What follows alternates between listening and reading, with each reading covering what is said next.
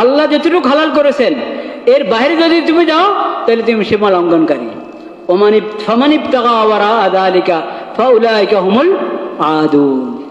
এখন তো দেশে ইউরোপিয়ান নিয়ে এসেছে, সংস্কৃতি নিয়ে এসেছে, দেশে আমদানি করা হয়েছে কি সমকামিতা। লূত আলাইহিসসালাম যে সম্প্রদায়ের নবী ছিলেন তাদের মধ্যে ছিল সমকামিতা, তাও পুরুষে পুরুষে। এটা হারাম কি হারাম না? আল্লাহ কত কঠিন শাস্তি দিয়েছেন তাদেরকে, কত রকমের শাস্তি দিয়েছেন তাদেরকে আল্লাহ তাআলা। এখন এই দেশে নিয়ে এসেছে খালি সমকামিতা না, LGBT, মানে ওটাতে কত পদ্ধতি, মেয়ে মেয়ে ছেলে ছেলে। হারাম কি হারাম না? কত বড় কবিরা গুনাহ, অনেক বড় কবিরা গুনাহ। আচ্ছা, তা না শুধু ছেলে, আল্লাহ বানিয়েছেন তাকে ছেলে, সে দাবি করে সে নাকি মেয়ে। আল্লাহ বানিয়েছেন মেয়ে, সে দাবি করে সে নাকি কি ছেলে। এরকম বানানো মন গড়া মেয়ে আসলে ছেলে, আরেক মেয়ের সাথে সম্পর্ক রাখবে, বলেন নাউযুবিল্লাহ। মন গড়া ছেলে আসলে মেয়ে, কার সাথে সম্পর্ক রাখবে? আরেক। বেশ, মানে সমকামিতার এখন নতুন নতুন প্রকার হয়ে গেছে, এই জন্য যে পুরুষ আর পুরুষ থাকে নাই, মেয়ে আর কি থাকে নাই, মেয়ে থাকে নাই। এটাতে আপনারা রাজি আছেন? ছেলেরা মেয়ে হয়ে যাবে, মেয়েরা ছেলে হয়ে যাবে, এটাতে রাজি আছেন? এটা কি আল্লাহর সাথে যুদ্ধ ঘোষণা কিনা? যেটা আল্লাহর সাথে যুদ্ধ ঘোষণা, এটা যে দেশে থাকবে এই দেশের মধ্যে সম্ভব শান্তি আসা? তো এই দেশ তো এরকম হচ্ছে, এই দেশ তো এরকম হচ্ছে। এই দেশে তো সব বৈধ করে দেওয়া হচ্ছে আইনি ভাবে, সংস্কারের নামে, আইন সংশোধনের নামে এরকম জিনিস দফায় দফায় ঢুকানো হচ্ছে, যেখানে ছেলে মেয়ে হবে, মেয়ে কি হবে অটোমেটিকলি। ছেলে দাবি করবো আমি মেয়ে, এখন থেকে সে মেয়ে হয়ে যাবে, মেয়ে দাবি করবো আমি ছেলে, এখন থেকে সে ছেলে হয়ে যাবে। কিছুদিন সে ছেলে থাকবে, আবার ঘোষণা করবো আমি মেয়ে, কিছুদিন মেয়ে থাকবে, আবার ছেলে ঘোষণা করবে সে ছেলে। এটা বর্তমান সরকার আইনের মধ্যে ঢুকিয়েছে, আইন সংশোধনের নামে, বলেন নাউযুবিল্লাহ। আল্লাহ তাআলার লানত এই সমস্ত লোকদের উপর, যারা জুলাই বিপ্লবের ক্ষমতায় মসনদে বসে ইউরোপিয়ান সংস্কৃতি, যেটা ইসলামের পুরা বিরুদ্ধে,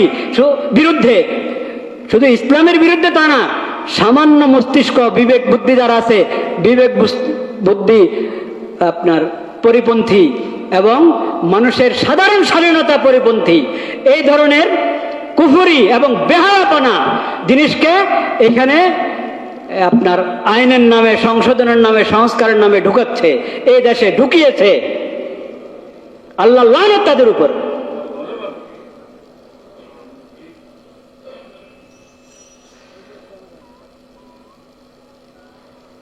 সরকারি মসনদ বললে সরকার হয় না, বুঝতে হবে সামনে কারা আসছেন, তাদেরকে এটা বুঝতে হবে। যদি এই তরিকায় আল্লাহর বিধানের বিরুদ্ধে, কোরআন সুন্নাহর বিরুদ্ধে যে যাবে, তার সঙ্গে আমাদের কোনো দোস্তি নেই, সে যে হোক, সে যে হোক। কোরআন সুন্নাহর বিরুদ্ধে যে যাবে, মানবতার বিরুদ্ধে যে যাবে, এবং মানুষের সুস্থ মস্তিষ্ক, সুস্থ বুদ্ধি, বিবেক বুদ্ধির পরিপন্থী কর্মকাণ্ড ঘটাবে, দেশকে ওভাবে পরিচালনা করবে, তাদের সাথে আমাদের কখনো দোস্তি হতে পারে না। শালীনতা, হায়া, লজ্জা সব কিছু বরবাদ করে দিচ্ছে, ভুল ধারণার ইসলাহ করছে। এখন দেখেন অষ্টম শ্রেণী 9 এবং 9-10 ইংরেজি বই, দুষ্টামিটা দেখেন। বাংলা বইতে হলে তাড়াতাড়ি ধরা পড়বে হয়তো, ইংরেজি বইতে গিয়ে এই LGBT এগুলা ঢুকাচ্ছে এখানে সিলেবাসের বইতে। আরে সিলেবাসের বইতে শেখ হাসিনা ঢুকাক আর ডক্টর ইউনূস ঢুকাক, যে ঢুকাবে সিলেবাসের বইতে বেঈমানির কথা, বেহায়া এবং বেরাদা অশ্লীলতার কথা, তাদের সাথে আমাদের কোনো দোস্তি নেই। ওই জমানার বিগত 17 বছরের বইতে যত কুফরি আছে ওগুলো কুফরি কি কুফরি না? ওগুলো মুসলমান সন্তানদেরকে শেখানোর কোনো বৈধতা আছে? ওগুলোর বেহায়াপনা ওগুলো মুসলিম সমাজের মধ্যে প্রচার করার কোনো সুযোগ আছে? এমনকি অন্য ধর্মের লোকেরাও কি বেহায়াপনা পছন্দ করে? বেহায়াপনা তোমরা সিলেবাসের বইতে ঢুকাবা। শ্রমিক আইনের সংশোধন করেছে, শ্রমিক আইনের সংশোধন করতে গিয়ে ওখানে এলজিবিটি ঢুকাচ্ছ কেন? শ্রমিক আইনের সংশোধনের মধ্যে শ্রমিকদের হক দেওয়ার ব্যবস্থা করো। শ্রমিকদের কত কষ্ট ওগুলো দূর করছো না, মালিকরা কত পেরেশানিতে আছে ওগুলো দূর করছো না। এখানে ইউরোপিয়ান সংস্কৃতি ঢুকে শ্রমিক আইন সংশোধনের নামে এখানে এলজিবিটি সমকামিতা তুমি ঢুকাচ্ছ। মানুষ তো বেখবর, খবরও রাখে না দেশে কি হচ্ছে। যে সরকার আসবে তাদের কাছে আমরা চাই মানুষের বিবেক বুদ্ধির কি করেন, বিবেক বুদ্ধির এহতেরাম, বিবেক বুদ্ধির এহতেরাম করেন, সম্মান রক্ষা করেন বিবেক বুদ্ধির, মানুষের হায়া এবং শালীনতার লাজ রক্ষা করেন, সম্মান রক্ষা করেন, আল্লাহর দেওয়া শরীয়তের সম্মান রক্ষা করেন, কোরআন সুন্নাহর সম্মান রক্ষা করেন। এটা তাওহীদের মাটি, মুমিনদের মাটি, মুসলিমদের মাটি। এখানে অমুসলিমরাও শান্তিতে থাকবে যদি আপনি এখানে ইসলামের বিধান চালু করেন, নতুবা অমুসলিমরা শান্তিতে থাকতে পারবে না। মুসলমানদের তো ইসলাম বরবাদ করেই দিয়েছেন, আপনারা ঈমান বরবাদ করেই দিয়েছেন। যত ধরনের জালিয়াতি আর প্রতারণা এই পর্যন্ত করা হয়েছে।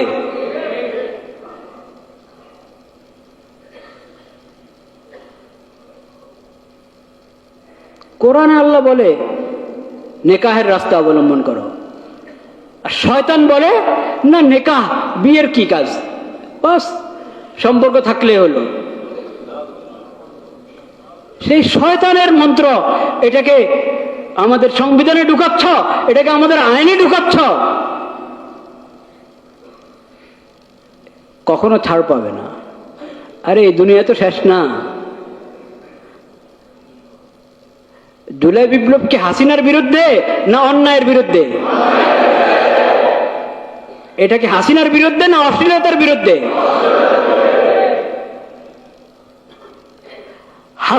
হাসিনার বিরুদ্ধে না বেঈমানির বিরুদ্ধে? তাহলে যে বেঈমানি করবে, যে অশ্লীলতাকে আইন বানাবে, পশ্চিমা সভ্যতাকে ইসলাম এবং ইসলামের শরীয়তের পরিবর্তে মুমিনদের উপরে, মুসলিমদের উপরে, মুসলিম দেশের উপরে চাপিয়ে দিবে, তাদের বিরুদ্ধে আরো জুলাই আন্দোলন হবে। জুলাই আন্দোলন কারো কৃতিত্ব না, এটা তো আল্লাহর আদা। এটা জালিমদের বিরুদ্ধে আল্লাহর কি আদা। জালিম যেই চেহারাতেই, যেই ভেষেই জালিম সামনে আসবে, যেই ভেষেই অশ্লীলতা এবং বেহায়াপনা যেই ভেসে আসবে, তার বিরুদ্ধে আল্লাহ তাআলা আযাব নাযিল করতে পারেন, যে কোনো সময় নাযিল করতে পারেন। ইন্না আযাবা রাব্বিহিম গায়রু মা'মুন, ইন্না আযাবা রাব্বিহিম গায়রু মা'মুন। এই কথা মনে রাখতে হবে। আল্লাহ তাআলা আমাদেরকে সহিহ সমঝ নসিব করেন। আল্লাহুম্মা বারিক আলা মুহাম্মাদিন ওয়া আলা আলি মুহাম্মাদ কামা বারাকতা আলা ইব্রাহিম ওয়া আলা আলি ইব্রাহিম ইন্নাকা হামিদুম মাজিদ।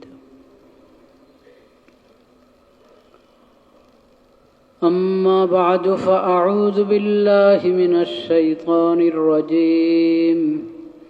بسم الله الرحمن الرحيم. إن الذين يتلون كتاب الله وأقاموا الصلاة وأنفقوا مما رزقناهم سرا وعلانية يرجون تجارة لن تبور ليوفيهم أجورهم ويزيدهم من فضله إن إنه غفور شكور.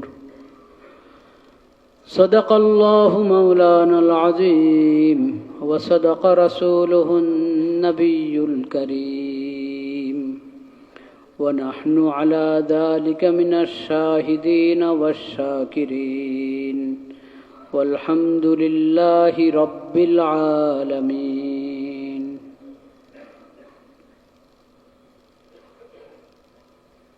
আমরা গত 2-3 জুমা থেকে সালাত সম্পর্কে, সালাতের গুরুত্ব এবং সালাত আদায় করার পদ্ধতি বিষয়ে আলোচনা করছিলাম।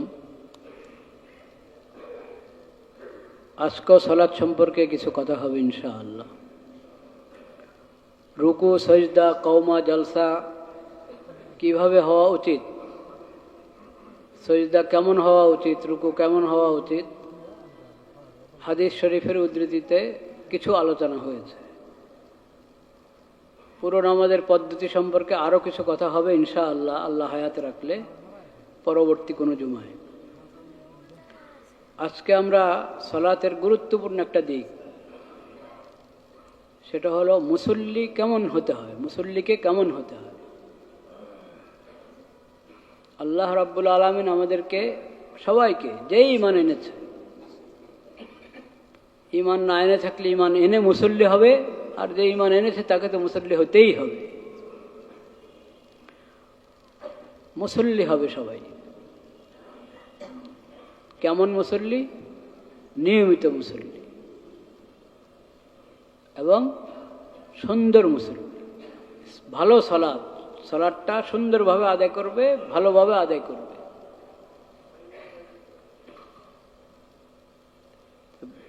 মুসল্লি হওয়া, নিয়মিত মুসল্লি হওয়া এবং সুন্দরভাবে সালাত আদায়কারী মুসল্লি হওয়া। চতুর্থ কথা হলো মুসল্লির গুণাবলী অর্জন করা। আদর্শ মুসল্লি কাকে বলে? আল্লাহ রাব্বুল আলামিন কোরআন কারিমে মুসল্লিদের যে সমস্ত গুণাবলী বর্ণনা করেছেন, বলেছেন, আমাদেরকে জানিয়েছেন, সেসব গুণাবলী অর্জন করতে হবে। ওরকম সিফাতওয়ালা, বিশেষ গুণাবলীওয়ালা আদর্শ মুসল্লি হতে হবে আমাদেরকে। কোরআন কারিমের বিভিন্ন আয়াতে মুসল্লিদের সে সমস্ত গুণাবলী আলোচনা হয়েছে। বিশেষভাবে 29 পারায় সূরাতুল মাআরিজের মধ্যে দীর্ঘ অনেকগুলো আয়াতের মধ্যে আল্লাহ তাআলা মুসল্লিদের সিফাত বর্ণনা করেছেন। আজকে আমরা ওই আয়াতগুলো তেলাওয়াত করব ইনশাআল্লাহ এবং কিছু আলোচনা করার চেষ্টা করব।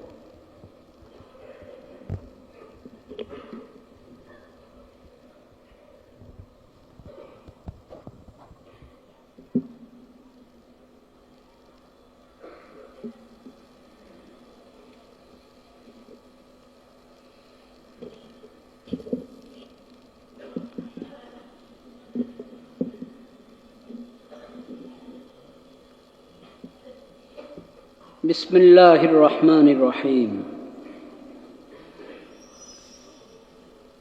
إلا المصلين الذين هم على صلاتهم دائمون والذين في أموالهم حق معلوم للسائل والمحروم والذين يصدقون بيوم الدين والذين هم من عذاب ربهم مشفقون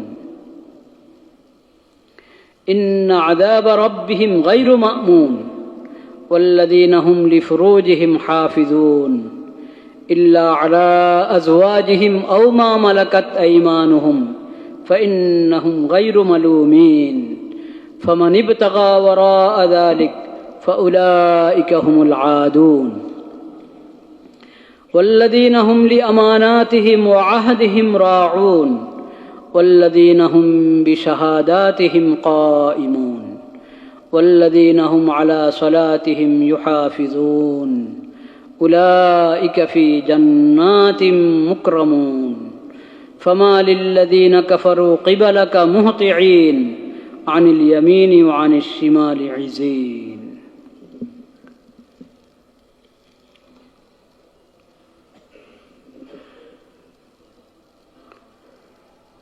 লা ইলাহা ইল্লাল্লাহ।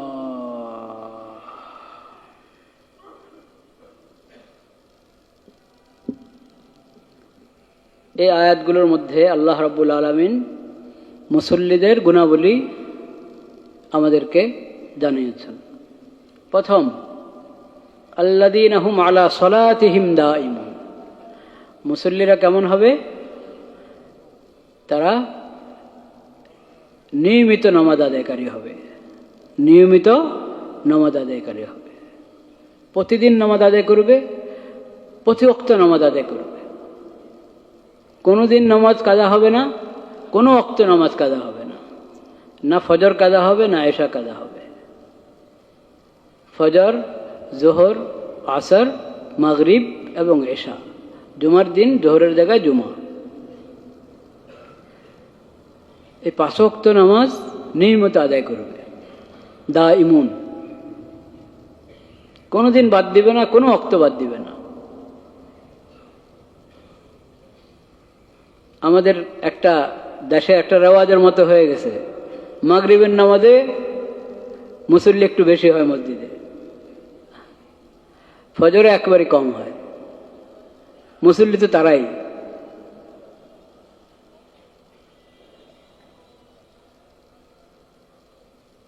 দাঈমুন। যারা হয়তো মসজিদে আসেন না ফজরে, হয়তো বাসায় আদায় করছেন, অনেকে আছে বাসায় আদায় করছেন, কিন্তু নামাজ আদায়ের জন্য মসজিদে আসা, মসজিদে জামাতের সাথে ফরজ নামাজ আদায় করা পুরুষদের জন্য, এটা হলো আল্লাহ রাব্বুল আলামিনের বিধান। কোরআন এবং সুন্নাহ, ইসলামী শরীয়তে এই বিধান বিভিন্নভাবে তাকিদের সাথে বর্ণনা করা হয়েছে। দাঈমুন শব্দটা খুব গুরুত্বপূর্ণ। কোনোদিন নামাজ বাদ যাবে না, এক ওয়াক্ত নামাজও বাদ যাবে না। এইভাবে নিয়মিত মুসল্লি হবে, পাকা মুসল্লি হবে।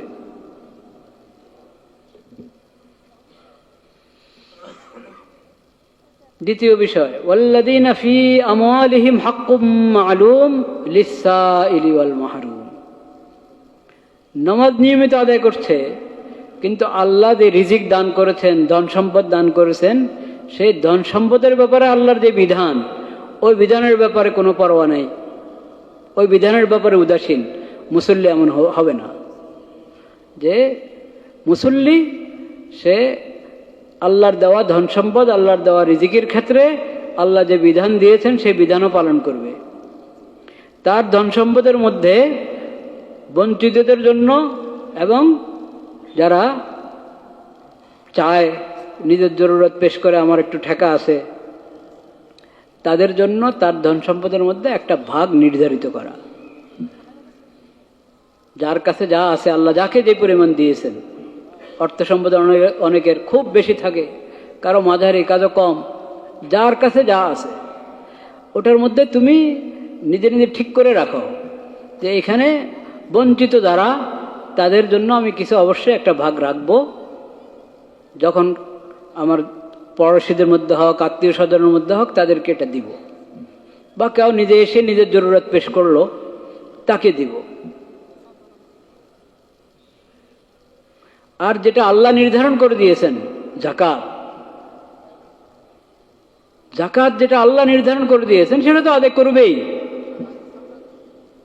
ওটা তো কোরআন মজিদে যেখানে নামাজের কথা সেখানে যাকাতের কথা, অধিকাংশ জায়গায় যেখানে নামাজ সেখানে যাকাতের কথা। মুমিন সালাত কায়েম করে এবং যাকাত আদায় করে। ওটা ইসলামের 5 স্তম্ভের দ্বিতীয় স্তম্ভ তো যাকাত। সালাতের পরেই যাকাতের স্থান। পরে মানে আলোচনাতে পরে, কিন্তু সালাত যেমন ফরজ, যাকাতও তেমন ফরজ।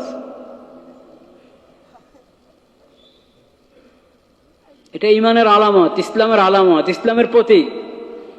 সালাত এবং যাকাত, রমজানের রোজা, হজ, কালিমা, কালিমা, নামাজ, রোজা, হজ এবং যাকাত, এগুলো সব ইসলামের প্রতীক, শাআইর ইসলাম বলা হয়। তো যাকাত তো নির্ধারিত আল্লাহর পক্ষ থেকে। যার যাকাত ওয়াজিব হয় পরিমাণ, যাকাত ফরজ হয় পরিমাণ সম্পদ যার কাছে আসে, সে তো প্রতি বছরে নিয়মিত যাকাত আদায় করবে, বছরে একবার।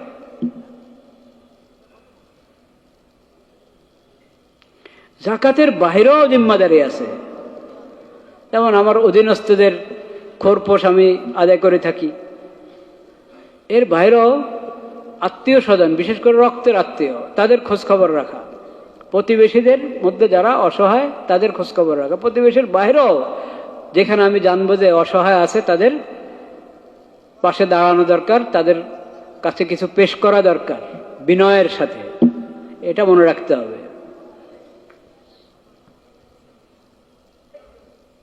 এই যে ধন সম্পদ, আল্লাহ বলেছেন ফি আমওয়ালিহিম, তাদের মালের মধ্যে, তাদের সম্পদের মধ্যে প্রার্থনাকারীর জন্য এবং বঞ্চিতের জন্য কি আছে?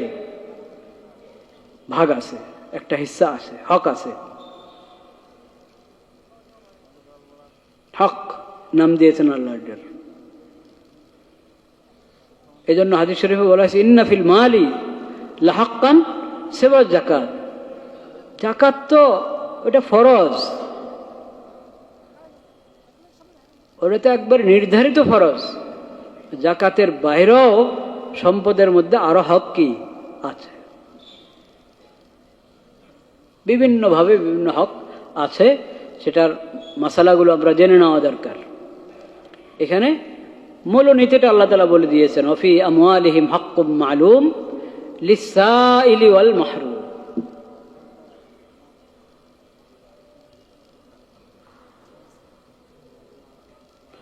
ফি আমওয়ালিহিম, তাদের সম্পদ। তাদের সম্পদ মানে কি? এটা কি ওরা নিজের জোরে পেয়ে গেছে না আল্লাহর দান? আল্লাহর দান। নিজে কামাই করে অর্জন করেছে, নিজের বুদ্ধি দিয়ে অর্জন করেছে। বুদ্ধি তো সবার আছে, সবার এরকম অর্থ আছে? কামাই তো সবাই করে, সবার কি এরকম অর্থ আছে? তাহলে কার দেওয়া? কোরআন মজিদে অনেক আয়াতে আল্লাহ আবার ওটাও বলেছেন মিন মালিল্লাহিল্লাযী আতাকুম, আল্লাহর সম্পদ, আল্লাহর সম্পদ আল্লাহ দান করেছেন তোমাদেরকে, এখান থেকে দান করো। এটা তো আল্লাহর মেহেরবানি, আল্লাহর দয়া যে আল্লাহ তোমাদের মালিকানা ঘোষণা করেছেন। যার যেভাবে হালাল ভাবে যে জিনিস উপার্জন করে শরীয়তের দৃষ্টিতে সে ওটার কি মালিক। এই মালিকানা কার বিধান? এটা আল্লাহর বিধান। আল্লাহ বিধান দিয়েছেন, তাই তুমি মালিক, তাই তুমি মালিক। এটা তো মূলত আল্লাহর আমানত তোমার হাতে, কিন্তু এটা আল্লাহর মেহেরবানি, আল্লাহর রহম এবং ফজল যে আল্লাহ এই মালিকানাকে, এই মালিকানা আল্লাহ তাআলা শরীয়তের বিধান হিসেবে দিয়ে দিয়েছেন। শরীয়তে এই মালিকানাকে তসলিম করা হয়েছে, মেনে নেওয়া হয়েছে যে তুমি এটার মালিক।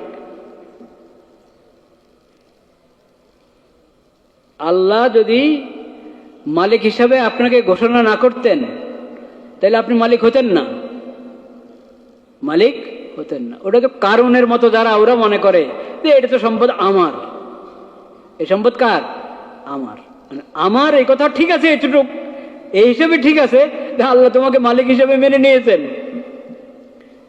কিন্তু তুমি যদি মনে করো উতিতু আলা ইলমিন, কারণ যেরকম বলে যে এটা তো আমার যোগ্যতা, আমার ক্যাপাসিটি, আমি এটা আমার বুদ্ধি বলে অর্জন করেছি। কে বলেছিল এটা? কারণ। সম্পদের ব্যাপারে যারা এটা মনে করে যে এটা তো আমার, এখানে অন্য কারো অধিকার নাই, আল্লাহ যদি অধিকার কারো ঘোষণা করে থাকেন, শরীয়ত কারো অধিকার ঘোষণা করে থাকে, আমি মানি না, নাউযুবিল্লাহ। ঈমান থাকবে? ওই লোক আল্লাহর বিদ্রোহী বান্দা, আল্লাহর, এবং ওর চেয়ে বড় নাফরমান এবং নাশকর, নিমক হারাম আর কা হতে পারে না। এটা তো আল্লাহর দান। তুমি যে বলছো আমি কামাই করেছি, এটা তো একটা বাহানা, এটা একটা ছুতা। তুমি যত সূত্র অবলম্বন করেছো কামাইয়ের ক্ষেত্রে, সব সূত্র কার দান? আল্লাহর দান। এই সব সূত্র ব্যবহার করে অনেকে পায় না, তুমি পেয়েছো, কার দান? আল্লাহর দান। কোরআন কারীমের দ্বিতীয় সূরা ফাতিহা প্রথম সূরা, তারপরে দ্বিতীয় সূরাতুল বাকারার প্রথম দিকেই মুমিন এবং মুত্তাকিদের পরিচয় কি দিয়েছেন আল্লাহ তাআলা? হুদাল লিল মুত্তাকিন আল্লাযীনা ইউমিনুনা বিল গায়ব ওয়া ইউকিমুনাস সালাহ। গায়েবের প্রতি যাদের ঈমান আছে, সালাত যারা কায়েম করে, আর ওয়ায়ুনফিকুনা মিম্মা ওমিম্মা রাযাকনাহুম ইউনফিকুন, আমি তাদেরকে যা রিজিক দিয়েছি সেখান থেকে তারা খরচ করে। আমি যা রিজিক দিয়েছি, যা তোমার 10,000 টাকা আছে আর 10 কোটি টাকা আছে, কোটি কোটি টাকা আছে, শত কোটি টাকা আছে, সব কার দান? আল্লাহর দান। মিম্মা রাযাকনাহুম, আমি তাদেরকে যা রিজিক দিয়েছি ওখান থেকে তারা খরচ করে। এই যে আয়াত তেলাওয়াত করলাম আমি সূরা ফাতিরের, ইন্নাল্লাযীনা ইয়াতলুনা কিতাবাল্লাহ, সূরা ফাতির না? ইন্নাল্লাযীনা ইয়াতলুনা কিতাবাল্লাহ ওয়া আকামুস সালাহ, যারা আল্লাহর কিতাব তেলাওয়াত করে, কোরআন তেলাওয়াত করে, কোরআন কারীমের তেলাওয়াত করে, সালাত কায়েম করে, ওমিম্মা ওয়া আনফাকু মিম্মা রাযাকনাহুম, আমি তাদেরকে যা রিজিক দিয়েছি সেই রিজিক থেকে তারা খরচ করে গোপনে এবং প্রকাশ্যে। ইয়ারজুনা তিজারাতান লান তাবুর, আমি যা রিজিক দিয়েছি। তা আল্লাহ রিজিক দান করেছেন, আল্লাহ এই সম্পদ তোমাকে দান করেছেন, মূলত আল্লাহর।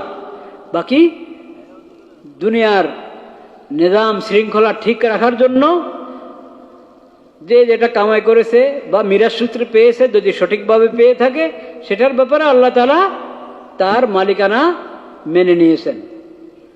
শরীয়ত তার মালিকানাকে গ্রহণ করেছে, ঘোষণা করেছে এটার মালিক। কাজেই তার এই সম্পদ কেউ চুরি করতে পারবে না। সে গরিব মানুষ এসে বলবে যে আমি গরিব মানুষ, আমি তো, আমাকে দেওয়া উচিত এই ধনী লোকদের, আমাকে দিচ্ছে না, কাজে আমি এখান থেকে আমার অংশ চুরি করে নিয়ে যাব, না, এটা জায়েজ হবে না। এটা কি জায়েজ হবে না। তুমি বলতে পারো যে একজন ঘটনা আছে একটা, যে আমি আল্লাহর বান্দা আর এই সম্পদ আল্লাহর, আমি কি আল্লাহর বান্দা, সম্পদটা কার? আল্লাহর, কাজে আমি নিয়ে যাই, কাজে আমি নিয়ে যাই। আনা আব্দুল্লাহ, আমি আল্লাহর বান্দা, ওয়াল মালু মালুল্লাহ, এই সম্পদ কার? হ্যাঁ, আল্লাহর, কাজে আমি নিয়ে যাই। তো পরের দিন একজন কে নিয়ে যায় রাত্রে এসে, তো একজন পাড়া লাগাইছে যে কে, ও দেখে যে এসে তো সে এই কথা বলে আর নিয়ে যায়। তো ও বুদ্ধি করেছে, বুদ্ধি করে যখন ও দুই কথা বলছে, আমি আল্লাহর বান্দা আর এই সম্পদ কার?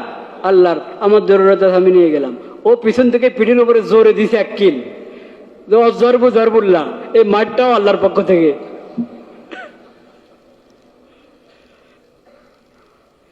তো অন্যায় ভাবে আল্লাহর নাম ব্যবহার করলে তো অবৈধ জিনিস কি বৈধ হয়ে যাবে নাকি? আল্লাহ দিয়েছেন তাকে, এখন তুমি তার থেকে নিতে হলে নিয়মমতে নিতে হবে। চুরি করে নিতে পারবে না, ডাকাতি করে নিতে পারবে না, আত্মসাৎ করতে পারবে না। আল্লাহ এই সম্পদ যার হাতে আমানত রেখেছেন তাকে মালিক বানিয়েছেন, তাকে বলছেন আল্লাহ তাআলা তুমি খরচ করো। খরচ করা তার দায়িত্ব। এখন খরচ করছে না, তাকে বোঝাও, দ্বীনের কথা বোঝাও, ঈমানের কথা বোঝাও। হ্যাঁ, এই সম্পদ তুমি, তোমার যখনই চোখ বন্ধ হবে সব সম্পদ থেকে যাবে, একটা কিছুই যাবে না কবরে, কিছুই যাবে না কবরে, তোমার সঙ্গে তোমার আমল যাবে। সে আমল কি? তো এখন থেকে আখিরাতের জন্য জমা করো। আখিরাতের জন্য জমা করার তরিকা হলো আল্লাহ যা দান করেছেন এখান থেকে কি করো? সদকা করো, দান সদকা করো। যাকাত তো আদায় করবাই, এমন নফল সদকা করো। যার কোথায় কার জরুরত এটা খেয়াল করো। এই যে গাজাবাসীদের অবস্থা, এখন যুদ্ধবিরতি হয়েছে, সবাই ভেবেছে যে এখন তো শেষ, আর কোনো তাদের চিন্তা করার দরকার নেই। না, এখন আরো মুসিবতে বেশি আছে তারা। একদিক থেকে আরো মুসিবতে কি, এতদিন এক এক জায়গায় ছিল, এখন যখন যুদ্ধবিরতি সব নিজের জায়গায় এসেছে, না ঘর আছে, না বাড়ি আছে, না খাওয়ার কিছু আছে, না কোনো ব্যবস্থা, সব দিক থেকে কষ্টের মধ্যে এবং পেরেশানের মধ্যে আছে। প্রত্যেকের দায়িত্ব, পুরো মুসলিম বিশ্বের দায়িত্ব, জনগণেরও দায়িত্ব খোঁজ করা, কোন সূত্রে আমি ওখানে সাহায্য পাঠাতে পারি। আপনি খোঁজ নিলে সূত্র পাবেন, নির্ভরযোগ্য সূত্র পাবেন, সেই সূত্রে অবশ্যই অনুদান পাঠাবেন গাজাতে এবং অন্যান্য যে জায়গায় মুসলমানরা নির্যাতিত কষ্টের মধ্যে আছে, সেখানে যার দ্বারা যে পরিমাণ সাহায্য পাঠানো এবং তাদের সব দিক থেকে যে যে দিক থেকে সহযোগিতা করতে পারে, সাহায্য করতে পারে, তাদের পাশে দাঁড়াতে পারে, এটা ফরজ। আল্লাহ তাআলা সেই তৌফিক দান করেন। এটা মুসল্লিদের সিফত। মুসল্লিদের কি সিফত?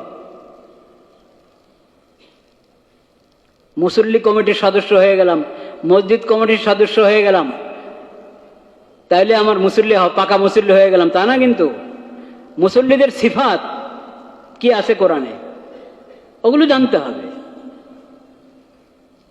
তো ব্যয় করার ক্ষেত্রে আল্লাহ তাআলা আমাদেরকে বলেছেন, তুমি যদি মুসল্লি হয়ে থাকো তোমার মধ্যে এই সিফত থাকতে হবে যে আল্লাহ যা দিয়েছেন ওখান থেকে দান করো। আর কামাই করবে কিভাবে, কামাই করবে কিভাবে সেটাও আল্লাহ বলেছেন কোরআনে। হ্যাঁ, মুসল্লির কামাই করা আর মুসল্লি নয় এমন লোকের কামাই করা, দুটোতে পার্থক্য আছে কিনা? আছে। মুসল্লি যখন রোজগার করবে, সে উপার্জন করতে যাবে, তার উপার্জনের সূত্রের মধ্যে অবৈধ কিছু থাকবে না। ব্যবসা করবে, ওটার মধ্যে সুদ থাকবে না। কি থাকবে না? সুদ থাকবে না। ব্যবসা করবে, ওটাতে সুদ থাকবে না, ওটাতে কোনো ভেজাল থাকবে না, মিথ্যা থাকবে না, মাপে কম দিবে না, মাপে কম দিবে না। এটা হলো মুসল্লির সিফত। মুসল্লি যখন দোকানদার হয়, মুসল্লি যখন গ্রাহক হয়, কেমন হবে? কেমন হবে? মুসল্লি দোকানদার, তাহলে কোনো সামানের মধ্যে কোনো ধরনের ভেজাল করবে না, কোনো মিথ্যা বলবে না, 2 নম্বর জিনিস 1 নম্বর বলে দিয়ে দিবে না। দোষ ত্রুটি আছে সামানের মধ্যে, কাপড়ের মধ্যে, যেটাই সেটা বিক্রি করছে, ওটা দোষ লুকাবে না। এর হলো মুসল্লি বিক্রেতা, মুসল্লি দোকানদার। মুসল্লি গ্রাহক সে কেমন? নবী করিম সাল্লাল্লাহু আলাইহি ওয়াসাল্লাম বাজারে গিয়েছেন, একজন পর্যবেক্ষণ করছে, দেখছে কোন দোকানদারদের সাথে কেমন আচরণ, কেমন কথা, কিভাবে নিচ্ছে, কিভাবে আদায় করছেন, সামান কিভাবে গ্রহণ করছেন, অর্থ কিভাবে দিচ্ছেন, সব দেখেছে। ওটা দেখেই অমুসলিম, ওটা দেখেই বলছে যে এই লোক যে দিনের যে ধর্মের দাওয়াত দিচ্ছে এটা অবশ্যই সত্য হবে। ও পিছনে পিছনে আসছে, নবী করিম সাল্লাল্লাহু আলাইহি ওয়াসাল্লাম বাজার করে যাচ্ছেন ঘরের দিকে, পিছনে পিছনে আসছে, জিজ্ঞেস করতে আপনি কিসের দাওয়াত দেন, কোন দিনের দাওয়াত দেন, আমাকে একটু বলেন, আপনার দিনটা তো সত্যিই হবে। নবী করিম সাল্লাল্লাহু আলাইহি ওয়াসাল্লাম দাওয়াত দিলেন, সেই লোক সঙ্গে সঙ্গে ইসলাম কবুল করেছে। এ লোক গ্রাহক কেমন হবে?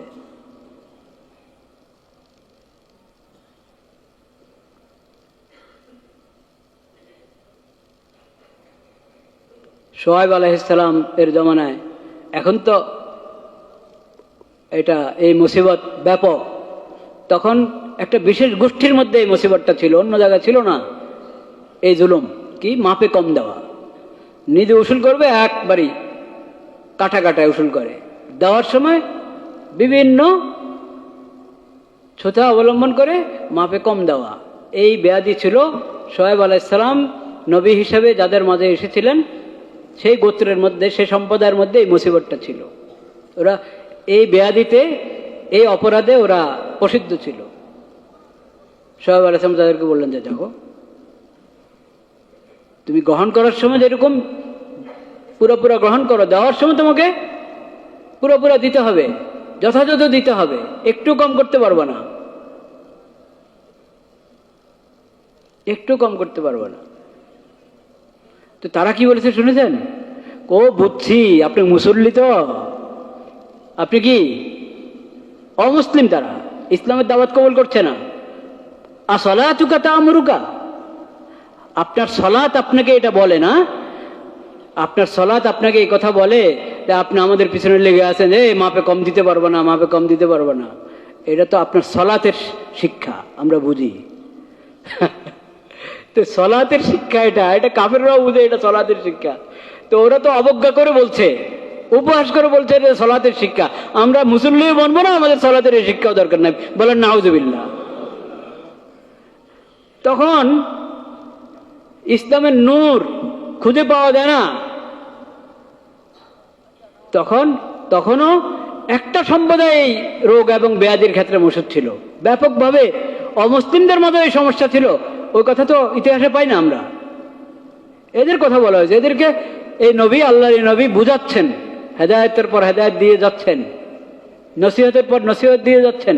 তারা বলে আপনার সলাতেই যত বেজার লাগাইছে আমরা বুঝি, এই সলাতের কারণেই এখন আমাদেরকে এই মাপে কম দিতে নিষেধ করেন, এই সলাতের কারণে আমাদেরকে মূর্তি পূজা থেকে আপনি নিষেধ করেন, আল্লাহ ছাড়া অন্য মাহবুদের আবাদত করতে আমাদেরকে নিষেধ করেন এই সলাতের কারণেই। দেখেন তাহলে মুসল্লি কি হইতে হবে?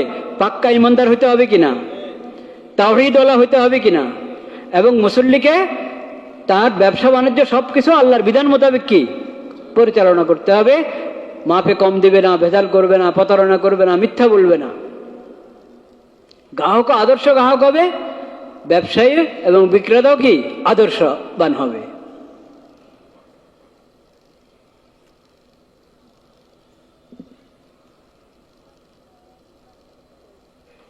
الذين هم على صلاتهم دائمون والذين في أموالهم حق معلوم للسائل والمحروم والذين يصدقون بيوم الدين। মুসল্লিকে যার আখিরাতের প্রতি বিশ্বাস আছে, বিচার দিবসের উপরে যার কি আছে বিশ্বাস আছে, হলো মুসল্লি। আখিরাতকে মানে না, সে আবার কি মুসল্লি হবে? দেখা দেখি মুসল্লি, দেখা দেখি আচ্ছা সবাই যাচ্ছে আজকে ঈদের দিন, যায় আমিও যাই, সবাই যাচ্ছে আজকে শুক্রবার, 8 কি নামাজ, সাল কি নামাজ, খাট কি নামাজ, 8 কি নামাজ, নামাজের বিভিন্ন বছরে একবার, এই 2 ঈদে গেলাম বাস আলহামদুলিল্লাহ হয়ে গেল, ঈদ টু ঈদ, মাঝখানে আর নামাজের কোনো গুরুত্ব নেই। আর জানাজার নামাজে উপস্থিত হবে, নিজের আত্মীয় স্বজন কারো ইন্তেকাল হয়েছে, বন্ধু বান্ধব কারো ইন্তেকাল হয়েছে, জানাজাতে উপস্থিত ছিলাম, কিন্তু ফরজ নামাজের খবর নেই। যেদিন জানাজা পড়ছি ওই জন্য দেখা যায় ফরজ নামাজ বাদ যাচ্ছে। সমাজে এরকম লোক আছে কিনা? এই যে খাটের নামাজ, খাট কি নামাজ, 8 কি নামাজ, বন্ধু ছোটকালের বন্ধু, এখন বন্ধু তো তবলিগে গিয়ে মাশাআল্লাহ পুরা মুসল্লি হয়ে গেছে। হ্যাঁ, কোন আল্লাহ আল্লাহর সোহবতে গিয়ে পুরা মুসল্লি হয়ে গেছে, হজ করে এসেছে এখন পুরা মুসল্লি। উনি তো আগের অবস্থানে আছে, আগের জায়গায়। এখন বন্ধুর সাথে দেখা হয়ে গেছে একবার, বন্ধু হাত ধরে, আরে বন্ধু এতদিন পরে দেখা হলো, হ্যাঁ, তা এখন বন্ধু আদান হলো তো মসজিদে এসেছে, বন্ধুর সঙ্গে সেও চলে এসেছে। এটা খারাপ না, এটাও ভালো, এটাও কি ভালো, কিন্তু ওই বন্ধুর সঙ্গে আসলাম একবার আর খবর নেই, এটা হলো আটকা পড়ার কারণে নামাজ পড়লাম। বুঝতে পেরেছেন তো? 8 কি নামাজ, খাট কি নামাজ, সাল কি নামাজ, 8 কি নামাজ, 8 অষ্টম দিন মানে জুমার দিন, সপ্তাহে একদিন শুধু জুমা, আর খবর নেই। আল্লাহ এরকম মুসল্লি হতে বলেছেন আমাদেরকে, নিয়মিত মুসল্লি হতে হবে, কোনোদিন বাদ যাবে না, কোনো ওয়াক্ত বাদ যাবে না, এবং চেষ্টা করবো মসজিদে জামাতের সাথে পড়তে। আল্লাহ তৌফিক দান করেন। তো ইয়াউমুদ্দিন, যার আখিরাতের প্রতি বিশ্বাস আছে, হিসাব কিতাবের প্রতি বিশ্বাস আছে,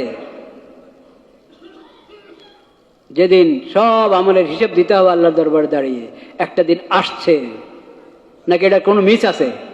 না, আসছে। ওটার যার প্রতি ঈমান আছে, বিশ্বাস আছে, এবং এই বিশ্বাস যে জাগ্রত রাখে, মুসল্লিকে এমন হইতে হবে, এমন মুসল্লি হও যে আখিরাতের কথা, আখিরাতের ফিকির তোমার মাথায় সবসময় সাওয়ার থাকে, দিল দামাগে ওটা তাজা থাকে, জাগ্রত থাকে, এমন মুসল্লি হও, এমন মুসল্লি হও। আখিরাতের বিশ্বাসী মুসল্লি আর নামের মুসল্লিতে আসমান জমিনের পার্থক্য। আখিরাতের বিশ্বাসী যে নামাজি, যে মুসল্লি, সেই মুসল্লি তার পুরো 24 ঘন্টার জিন্দেগিতে, জীবনের সকল অঙ্গনে আল্লাহর বিধানের খোঁজ রাখবে কি রাখবে না? রাখবে, আল্লাহর বিধানের খবর রাখবে সে। والذين هم من عذاب ربهم مشفقون إن عذاب ربهم غير مأمون। এমন মুসল্লি হও যে আল্লাহর বিধান লঙ্ঘন করলে আল্লাহ শাস্তি, যে কোনো সময় আল্লাহ শাস্তি দিতে পারেন। দুনিয়ার শাস্তি মিস হলো, আখিরাতের শাস্তি কি হবে না? মিস হবে না। এই ভয়ে থাকে, রে আল্লাহর সামনে তো আমাকে দাঁড়াইতে হবে। আদর্শ মুসল্লিকে সবসময় ভয় থাকে, আল্লাহর সামনে আমাকে দাঁড়াইতে হবে। এইখানে আমাকে কেউ ধরতে পারছে না, কেউ কিছু বলতে পারছে না, আমার বাহাদুরি, আমি ওই দলের এই, তমুক দলের এই, বা আমার এই আছে সে আছে, আমাকে ভয় কিছু বলে না। কিন্তু এটা কয়দিন থাকবে? এটা কয়দিন থাকবে? কবরে যাবে এরা। কবর থেকে তো এমন এক জীবন শুরু হবে যেখানে আমার কোনো সাহায্যকারী নাই ঈমান ছাড়া, কোনো সাহায্যকারী নাই নেক আমল ছাড়া। ইন্না আযাবা রাব্বিহিম গায়রু মা'মুন। আল্লাহর শাস্তি তো এমন, তোমার রবের শাস্তি এমন কোন সময় এসে পড়ে বলা যায় না। তুমি যে নিশ্চিন্ত হয়ে থাকবা না, না আল্লাহ আমাকে শাস্তি দিবেন না, নাউযুবিল্লাহ, এটা মুমিনের কথা। যে কোনো সময় দুনিয়াতে হোক আখিরাতে হোক শাস্তি আছেই, অপরাধের শাস্তি ভোগ করতেই হবে। ওয়াল্লাযীনা হুম লিফুরুজিহিম হাফিজুন ইল্লা আলা আজওয়াজিহিম আও মা মালাকাত আইমানুহুম ফাইন্নাহুম গায়রু মালুমিন ফামান ইবতাগা ওয়ারা যালিকা ফাউলাইকা হুমুল আদুন। মুসল্লি কারা? যারা নিজের চারিত্রিক পবিত্রতার খেয়াল রাখে, লজ্জাস্থানের হেফাজত করে। অশ্লীল কাজ আল্লাহ হারাম করেছেন এরকম কোনো কাজ করে না, জিনার কাছেও যায় না। চোখ দ্বারায় এমন দৃশ্য দেখবে যেটা দেখা যায় নাই, এই কাজও করে না। কানের হেফাজত করে, চোখের হেফাজত করে, মুখের হেফাজত করে, লজ্জাস্থানের তারা হেফাজত করে। অর্থাৎ এই বিষয়ক চারিত্রিক সমস্যাজনিত কোনো গুনাতে, কোনো অশ্লীলতা তারা কি হয় না, লিপ্ত হয় না কখনো। এ হলো মুসল্লির সিফত। হ্যাঁ, ইল্লা আলা আজওয়াজিহিম আও মা মালাকাত, আল্লাহ যে পন্থায় বৈধ করেছেন, বিয়ের রাস্তা আল্লাহ বৈধ করেছেন, বিয়ের যে বিধান আল্লাহ কোরআনে দিয়েছেন, ওইদেরকে বিয়ে করো, ছেলে আর মেয়ের বিয়ে হবে। আল্লাহ যে মেয়েদেরকে বিয়ে করা হারাম করেছেন তাদের বাহিরে, তাদের বাহিরে ওয়া উহিল্লা লাকুম মা ওয়ারা যালিকুম, তালিকা দিয়েছেন আল্লাহ তাআলা। এই যে সূরা নিসার মধ্যে, সূরা নিসাতে 4 নম্বর পারার শেষে হুররিমাত আলাইকুম উম্মাহাতুকুম, মার সঙ্গে বিয়ে জায়েজ নাই। এই মার আলোচনা থেকে শুরু করে কোন কোন মহিলাদের বিয়ে করা জায়েজ নাই, এর বাইরে তুমি যথাযথ নিয়মে, আল্লাহর শিখানো নিয়মে, শরীয়তের বিধান মোতাবেক বিয়ে করো, বিয়ে করো। বিয়ের জন্য মেয়ে মুসলমান হইতে হবে কিনা, না যা, বা মেয়ে যে ছেলের সঙ্গে আবদ্ধ হবে সে ছেলে মুসলমান হইতে হবে কিনা। বন্ধুত্বের ভিত্তিতে সম্পর্ক জায়েজ নাই। প্রেম, প্রেম, প্রেমের সম্পর্ক, প্রেমের সম্পর্ক, বন্ধু আর বান্ধবী, এটা ইসলামে নাই। ইসলামে আছে বিয়ে, এবং ইসলামী তরিকা মতে বিয়ের মাধ্যমে একে অপরের জন্য হালাল হবে। শরীয়ত যাকে বাঁধি বলে, বাঁধিও হালাল। আও মা মালাকাত আইমানুহুম, কিন্তু বাঁধি এখন নাই। ঘরের বুয়ারা বাঁধি নয়, কাদের বুয়ারা বাঁধি নয় কখনো, বাঁধি এখন নাই। বাঁধি বিষয়টাও আল্লাহ হালাল করেছেন, কিন্তু এখন নাই। আল্লাহ যতটুকু হালাল করেছেন এর বাইরে যদি তুমি যাও তাহলে তুমি সীমা লঙ্ঘনকারী। ফামান ইবতাগা ওয়ারা যালিকা ফাউলাইকা হুমুল আদুন। এখন তো দেশে ইউরোপিয়ান নিয়ে এসেছে, সংস্কৃতি নিয়ে এসেছে, দেশে আমদানি করা হয়েছে কি সমকামিতা। লূত আলাইহিসসালাম যে সম্প্রদায়ের নবী ছিলেন তাদের মধ্যে ছিল সমকামিতা, তা পুরুষে পুরুষে। এটা হারাম কি হারাম না? আল্লাহ কত কঠিন শাস্তি দিয়েছেন তাদেরকে, কত রকমের শাস্তি দিয়েছেন তাদেরকে আল্লাহ তাআলা। এখন এই দেশে নিয়ে এসেছে খালি সমকামিতা না, LGBT, মানে ওটাতে কত পদ্ধতি, মেয়ে মেয়ে, ছেলে ছেলে। হারাম কি হারাম না? কত বড় কবিরা গুনাহ, অনেক বড় কবিরা গুনাহ। আচ্ছা, তা না শুধু ছেলে আল্লাহ বানিয়েছেন তাকে ছেলে, সে দাবি করে সে নাকি মেয়ে। আল্লাহ বানিয়েছেন মেয়ে, সে দাবি করে সে নাকি কি ছেলে। এরকম বানানো, মন গড়া মন গড়া মেয়ে আসলে ছেলে আরেক মেয়ের সাথে সম্পর্ক রাখবে, বলেন নাউজুবিল্লাহ। মন গড়া ছেলে আসলে মেয়ে কার সাথে সম্পর্ক রাখবে? আরেক। বেশ, মানে সমকামিতার এখন নতুন নতুন প্রকার হয়ে গেছে, এই জন্য যে পুরুষ আর পুরুষ থাকে নাই, মেয়ে আর কি থাকে নাই, মেয়ে থাকে নাই। এটাতে আপনারা রাজি আছেন? ছেলেরা মেয়ে হয়ে যাবে, মেয়েরা ছেলে হয়ে যাবে, এটাতে রাজি আছেন? এটা কি আল্লাহর সাথে যুদ্ধ ঘোষণা কিনা? যেটা আল্লাহর সাথে যুদ্ধ ঘোষণা, এটা যে দেশে থাকবে এই দেশের মধ্যে সম্ভব শান্তি আসা? এই দেশটা এরকম হচ্ছে, এই দেশটা এরকম হচ্ছে। এই দেশে তো সব বৈধ করে দেওয়া হচ্ছে আইনি ভাবে, সংস্কারের নামে, আইন সংশোধনের নামে এরকম জিনিস দফায় দফায় ঢুকানো হচ্ছে, যেখানে ছেলে মেয়ে হবে, মেয়ে কি হবে অটোমেটিকলি। ছেলে দাবি করবো আমি মেয়ে, এখন থেকে সে মেয়ে হয়ে যাবে, মেয়ে দাবি করবো আমি ছেলে, এখন থেকে সে ছেলে হয়ে যাবে। কিছুদিন সে ছেলে থাকবে, আবার ঘোষণা করবে আমি মেয়ে, কিছুদিন মেয়ে থাকবে, আবার ছেলে ঘোষণা করবে সে ছেলে। এটা বর্তমান সরকার আইনের মধ্যে ঢুকিয়েছে, আইন সংশোধনের নামে, বলেন নাউজুবিল্লাহ। আল্লাহ তাআলার লানত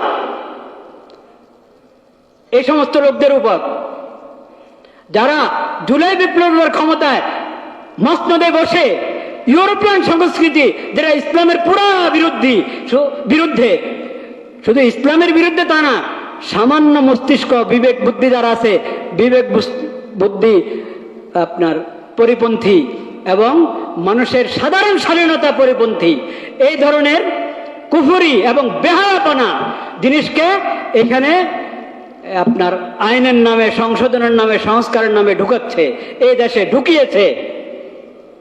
আল্লাহ লানত তাদের উপর।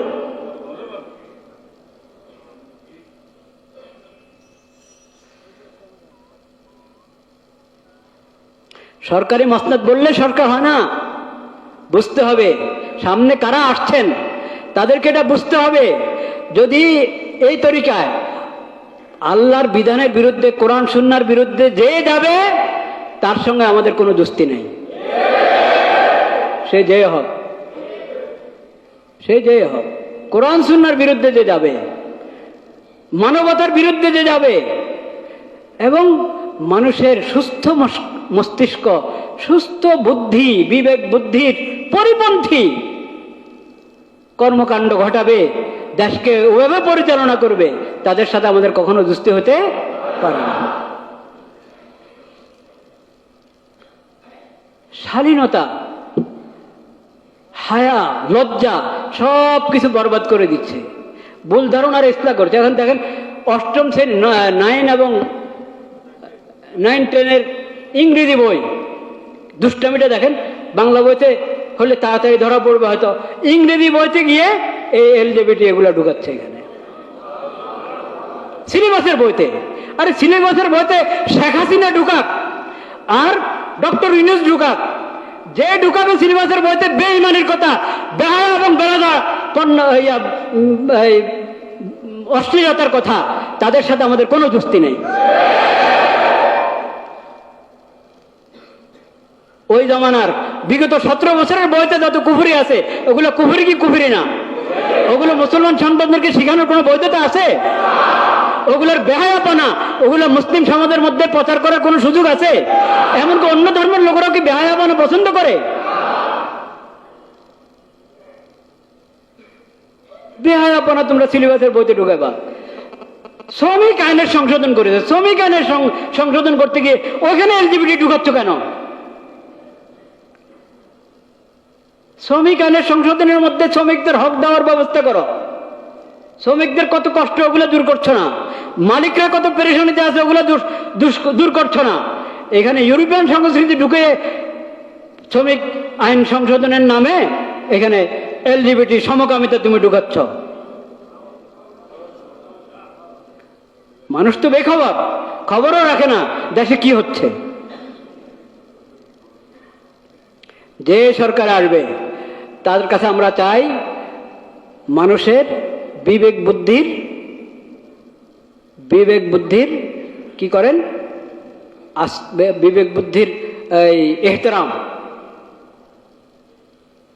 বিবেক বুদ্ধির এহতেরাম করেন, সম্মান রক্ষা করেন বিবেক বুদ্ধির, মানুষের হায়া এবং শালীনতার লাজ রক্ষা করেন, সম্মান রক্ষা করেন, আল্লাহর দেওয়া শরীয়তের সম্মান রক্ষা করেন, কোরআন সুন্নাহর সম্মান রক্ষা করেন। এটা তাওহীদের মাটি, মুমিনদের মাটি, মুসলিমদের মাটি। এখানে অমুসলিমরাও শান্তিতে থাকবে যদি আপনি এখানে ইসলামের বিধান চালু করেন, নতুবা অমুসলিমরা শান্তিতে থাকতে পারবে না। মুসলমানদের তো ইসলাম বরবাদ করেই দিয়েছেন আপনারা, ঈমান বরবাদ করেই দিয়েছেন। যত ধরনের জালিয়াতি আর প্রতারণা এই পর্যন্ত করা হয়েছে।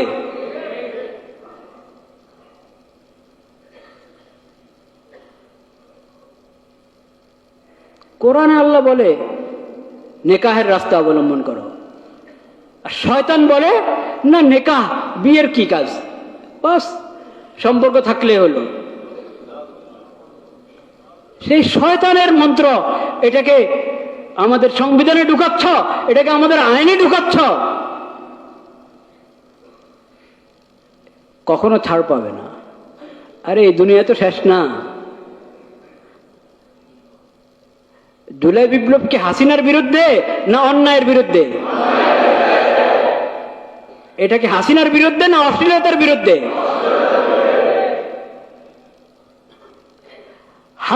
হাসিনার বিরুদ্ধে না বেঈমানির বিরুদ্ধে? তাহলে যে বেঈমানি করবে, যে অশ্লীলতাকে আইন বানাবে, পশ্চিমা সভ্যতাকে ইসলাম এবং ইসলামের শরীয়তের পরিবর্তে মুমিনদের উপরে, মুসলিমদের উপরে, মুসলিম দেশের উপরে চাপিয়ে দিবে, তাদের বিরুদ্ধে আরো জুলাই আন্দোলন হবে। জুলাই আন্দোলন কারো কৃতিত্ব না, এটা তো আল্লাহর আযাব। এটা জালিমদের বিরুদ্ধে আল্লাহর কি আযাব। জালিম যেই চেহারাতেই, যেই ভেষেই জালিম সামনে আসবে, যেই ভেষেই অশ্লীলতা এবং বেহায়াপনা যেই ভেষে আসবে, তার বিরুদ্ধে আল্লাহ তাআলা আযাব নাজিল করতে পারেন, যে কোনো সময় নাজিল করতে পারেন। ইন্না আযাব রাব্বিহিম গায়রু মা'মুন, ইন্না আযাব রাব্বিহিম গায়রু মা'মুন। এই কথা মনে রাখতে হবে। আল্লাহ তাআলা আমাদেরকে সহি সমঝ নসিব করেন। মুমিনদের, মুসল্লিদের আরো গুণাবলী আল্লাহ বলেছেন এই সূরাতেই, সামনের আয়াতগুলোতে। আল্লাহ তৌফিক দিলে, আল্লাহ হায়াত রাখলে সামনে ইনশাআল্লাহ বাকি অংশ আলোচনা হবে। ওয়া আখিরু দাওয়ানা আলহামদুলিল্লাহি রাব্বিল আলামিন। কবলাল জুমা যাদের বাকি আছে, কবলাল জুমা আদায় করি।